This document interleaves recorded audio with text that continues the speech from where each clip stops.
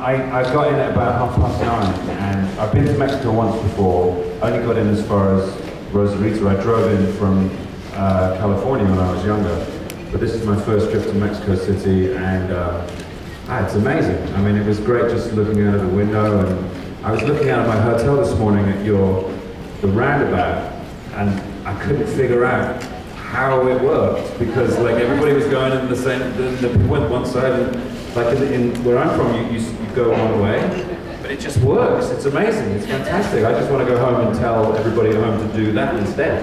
You're crazy drivers, you need to know that. Yeah, but it worked. On the drive back from the airport, it was like everybody was moving together. It was like a swarm in the film. It was amazing. Well, I would like to start. Wanted to take the Enterprise out into deep space and have it be on the Trek. You know, Star Trek is so cool because they are out on this mission.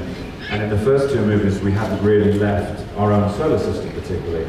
And so we thought, let's get out there into the depths of space and come across a villain we've never met before, and just bring a lot of the fun and lightness back into the story, which made it so popular when it first started 50 years ago. I think Scotty as a character hasn't really changed that much. He's just quite happy to be who he is. You did have more action scenes. I do have a little bit of stuff, but that comes from being able to write the film. I give myself a few nice bits to do. Que tiene esta instalación aún más acentuada es el enfoque en las relaciones interpersonales entre los characters. Que en las primeras películas o hasta en la serie siempre ves a los personajes interaccionar mediante el capitán y todo es mediante él a cómo van a hacer sus cosas, pero nunca tenemos la oportunidad de poder ver una facción del personaje que no tenga nada que ver con el capitán o con Spock, y eso le da al fan y a la audiencia una oportunidad de llegar a conocer todos los otros personajes. Entonces, Simon y Doug... Ay, ¿qué pasó? ¿No me quieren...? Ok, dígame que me calle ya. Pero Simon y Doug de verdad que le dieron humor a los personajes, le dieron más intimidad en sus conversaciones y sus interacciones, y para nosotros los actores nos dio mucha felicidad. Principalmente a Chris y Zach también, que adoran a los personajes, que lo apoyan a los personajes de ellos, and they had a blast sort of getting to hear their voices. Spanglish. Le respeta la integridad de un ser humano y le da un chance a esa persona poder abastecerse por sí misma, y también poder sentirse de que nadie le ha dado nada, sino que son ellos autosuficientes, y por eso es que me gusta mucho Finca.